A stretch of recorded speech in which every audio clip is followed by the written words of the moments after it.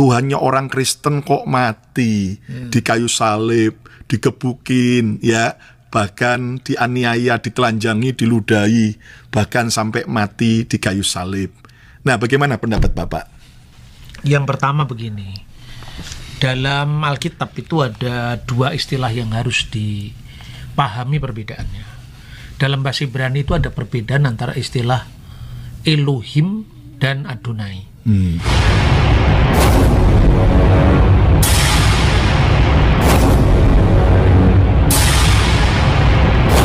Assalamualaikum warahmatullahi wabarakatuh. Suatu ketika, Pendeta Bambang Nursena diwawancarai oleh seorang Kristen yang bertanya, Tuhannya Kristen itu kenapa bisa mati? Nah teman-teman, tentunya sangat mustahil ya, yang namanya Tuhan tetapi bisa mati. Dan kita akan mendengarkan, bagaimanakah jawaban dari Pendeta Bambang Nursena melalui video ini. Pak Bambang, ini ada pertanyaan nih Pak. Orang seringkali mengejek, Tuhannya orang Kristen kok mati di kayu salib, digebukin, ya, bahkan dianiaya, ditelanjangi, diludahi, bahkan sampai mati di kayu salib. Nah, bagaimana pendapat Bapak? Yang pertama begini, dalam Alkitab itu ada dua istilah yang harus dipahami perbedaannya. Dalam bahasa Ibrani itu ada perbedaan antara istilah Elohim dan Adonai. Elohim itu artinya sembahan, diterjemahkan dalam bahasa Inggris God. Yang kedua, Adonai itu junjungan, Tuan, atas segala Tuan itu Tuhan. Nah itu harus dibedakan satu sama lain. Jadi kalau Elohim, Deus, Theos, God, Ilah, Al-Ilah, Allah bahasa Arab, Eloah bahasa Ibrani, atau Allah bahasa Aram, itu artinya dia yang disembah. Makanya dalam 1 Korintus pasal 8 ayat 4 itu ada ungkapan Oudeis Theos Uteros Eimiis, yang diterjemahkan dalam Alkitab bahasa Arab, La ilaha illallahul ahad, tidak ada ilah kecuali Allah yang esa. Itu malah ada di Alkitab ada, ya? Ada dalam Alkitab bahasa Arab yang diterbitkan oleh Darul Kitabil Muqaddas fi Syarqil Awsat Libanon. Wah, wait. Jadi bahasa Arab itu bukan cuman identik dengan agama tertentu ya? Karena sebelum munculnya agama Islam itu ada prasasti-prasasti yang berhuruf Arab, bahasa Arab itu ditemukan justru di wilayah Kristen. Misalnya prasasti Jabat itu tahun 512, Syria itu. Sementara kan nabinya umat Islam lahir tahun 571. Itu disebutkan Bismil ilah manaf wahani barmar al-Qois. Demi nama al-ilah, Manaf dan Hani, anaknya Mar al-Qois. Prasasti Umul Jimal kedua itu ditemukan di Syria juga. Itu tertulis, na Allahu ghafara li ulaih katib al-Ubaidah alu Bani Amr. Jadi Allah menganugerahi keluarga Ulaih, sekretaris Al-Ubaidah, penguasa Bani Amr. Teman-teman, kita bisa mendengar jawaban dari sang pendeta ketika mendapatkan sebuah pertanyaan, kalau Yesus itu Tuhan tetapi kenapa bisa mati? Tetapi kita di sini tidak mendapatkan jawaban dari pertanyaan tersebut dari sang pendeta, melainkan pendeta itu hanya muter-muter ke sana kemari dan cocok logi, tidak menjawab inti dari pertanyaan, kalau Yesus itu Tuhan kenapa bisa mati. Kita akan tampilkan data di dalam Bible kepunyaan umat Kristen. Yesus sedih, gentar dan terasa akan mati. Dan ia membawa Petrus dan kedua anak Zebedes sertanya. Maka mulailah ia merasa sedih dan gentar, lalu katanya kepada mereka, hatiku sangat sedih, seperti mau mati rasanya. Tinggallah di sini dan berjaga-jagalah dengan aku. Matius 26 nomor 37-38. Dalam kitab suci agama manapun, tidak pernah kita temukan Tuhan harus sedih dan gentar, kecuali di dalam Alkitab Bible kepunyaan umat Kristen. Manusia tidak boleh memberikan sifat lemah kepada Tuhan, sebab setiap yang punya sifat lemah, pasti bukan Tuhan. Jika Tuhan punya sifat lemah, apa bedanya dia dengan makhluk ciptaannya? Jika Yesus itu Tuhan, tidak mungkin Tuhan punya rasa sedih, gentar, apalagi merasa seperti mau mati. Sifat-sifat lemah seperti itu adalah sifat makhluk ciptaannya, bukan sifat Tuhan. Yesus yang merasa sedih dan gentar, pasti bukan Tuhan. Yesus merasa sedih dan gentar berarti Yesus bukan Tuhan. Setiap yang merasa seperti mau mati, pasti bukan Tuhan. Yesus merasa seperti mau mati, berarti Yesus bukan Tuhan. Dia yang dibunuh dalam keadaannya sebagai manusia. 1 Petrus pasal 3 ayat 18. Tapi Allah tidak bisa dibunuh. Dibunuh dalam keadaannya sebagai manusia. Jadi kemanusiaan Yesusnya yang mati di kayu salib.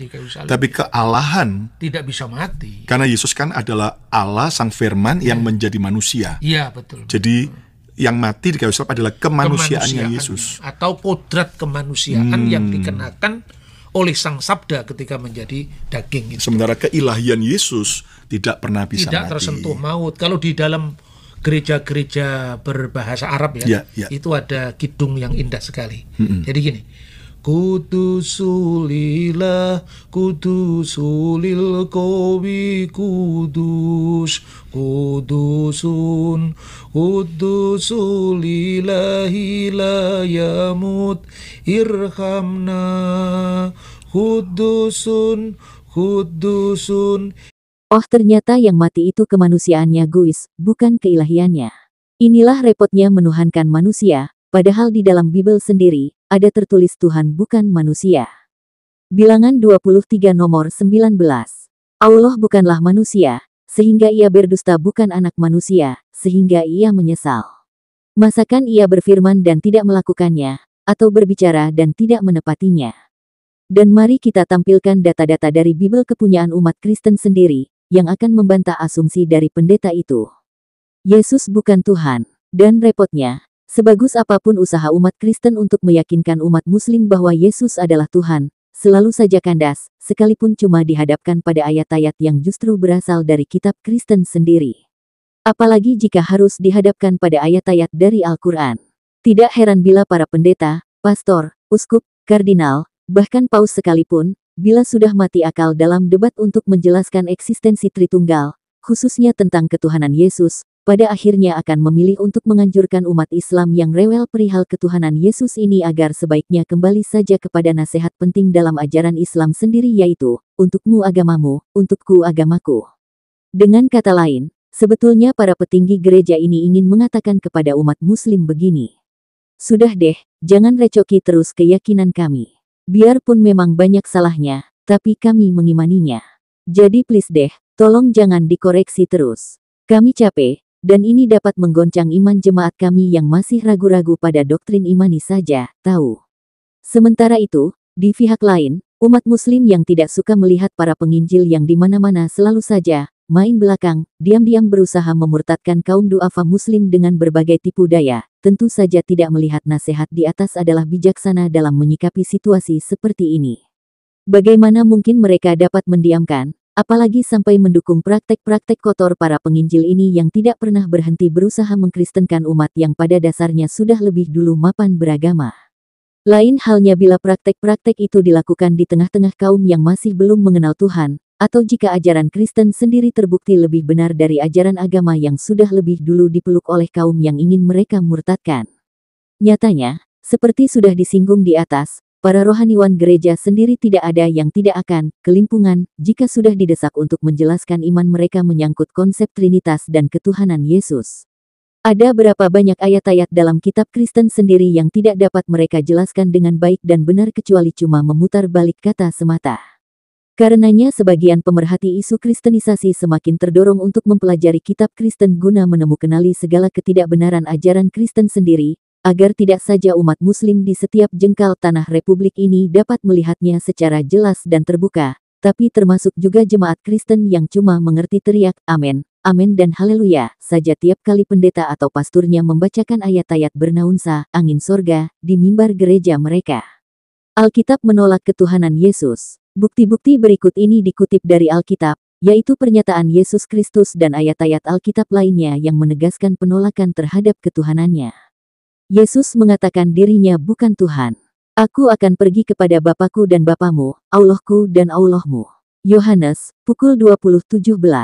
Jika aku memuliakan diriku sendiri, maka kemuliaanku itu sedikit pun tidak ada artinya. Allahkulah yang memuliakanku. Yohanes, pukul 8:54. Permintaan mereka itu akan dikabulkan oleh Bapa, Allahku di sorga. Matius, pukul 18.19. Mengapa kau katakan aku baik? Tidak ada yang baik selain Allah. 5. Markus, pukul 10.18. Hanya satu yang baik, turutilah perintah Allah. Matius 19-17. Engkau harus menyembah Tuhan, Allahmu dan hanya kepada Dia sajalah engkau berbakti. Matius, pukul 4.10. Yesus berkata, hanya satu rabimu. Matius, 23:8. Tuhan Allah kita, Tuhan itu esa. Markus, pukul 12.29. Tidak ada yang lain kecuali Dia Allah. Markus, pukul 12.32. Bapa Allah, Tuhan langit dan bumi. Lukas, pukul 10.21. Allah yang esa. Yohanes, pukul 5.44. Mereka mengenal Engkau, satu-satunya Allah yang benar. Yohanes, 17:3. Allah adalah Tuhan yang esa. 1 Ulangan pukul 4.35. Allah adalah Tuhan yang esa. 1 Ulangan 6:4. Allah adalah nama Tuhan untuk selama-lamanya, bukan untuk Yesus. Keluaran, pukul 3.15. Janganlah kamu menyebut siapapun Allah di bumi ini, karena hanya satu Allahmu, yaitu Dia yang di sorga. Matius, 23:9. Yesus tidak pernah menyebut dirinya sebagai Tuhan sebagaimana Tuhan menyatakan dirinya sebagai Tuhan. Imamat pukul 19.31 dan Yesaya 43:11. Alkitab menunjukkan bahwa Yesus dan Allah berbeda. Bapa kami yang di sorga. 19. Matius, 6:9. Bapa, Allahmu yang di sorga adalah sempurna. Matius, pukul 5.48. Di depan Allahku yang di sorga. Matius, pukul 10.32. Allahku yang di sorga. Matius, pukul 12.50. Allahku yang di sorga. Matius, pukul 12.50. Allahku yang di sorga. Matius, pukul 15.13. Allahku yang di sorga. Matius, pukul 16.17. Allahku yang memberikan kamu roti dari sorga. Yohanes, 6:32-33. Allahku yang di sorga. Matius, pukul 18.10. Allahku yang di sorga. Matius, pukul 18.19. Allahku yang di sorga. Matius, 7:21-23. Tuhan bisa mati, ketika ditanya muter-muter dan lalu jawabannya, yang mati adalah kemanusiaannya, bukan keilahiannya. Sungguh sangat repot sekali menuhankan manusia. Nah teman-teman, sudah tidak mau lagi menuhankan Tuhan yang mati. Jemaat gereja bersyahadat. Pada hari Jumat 20 Juni 2025 saya menyatakan masuk agama Islam atas dasar keyakinan dan kesadaran sendiri dengan mengikrarkan dua kalimat syahadat. Bismillahirrahmanirrahim. Asyhadu an la ilaha illallah wa asyhadu anna Muhammadan Rasulullah. Artinya, Saya bersaksi tiada Tuhan selain Allah, dan saya bersaksi Nabi Muhammad adalah utusan Allah. Takbir. Bismillahirrahmanirrahim. Asyhadu anna ilaha illallah wa asyhadu anna Muhammadan Rasulullah. Artinya, saya bersaksi tiada Tuhan selain Allah, dan saya bersaksi Nabi Muhammad adalah utusan Allah. Bismillahirrahmanirrahim. Bismillahirrahmanirrahim. Asyhadu asyhadu an la ilaha illallah wa asyhadu anna Muhammadan Rasulullah. Artinya, Saya bersaksi tiada Tuhan selain Allah, dan saya bersaksi Nabi Muhammad adalah utusan Allah. Teman-teman, kita ucapkan selamat datang untuk saudara-saudari kita yang baru saja bersyahadat. Selamat datang di dalam kebenaran agama Islam. Dan tentunya kita doakan juga untuk saudara-saudari kita yang baru saja bersyahadat, mudah-mudahan istiqomah di dalam iman dan Islam, semakin semangat belajar tentang agama Islam. dan istiqomah juga di dalam menjalankan syariat-syariat agama Islam. Terima kasih. Wassalamualaikum warahmatullahi wabarakatuh.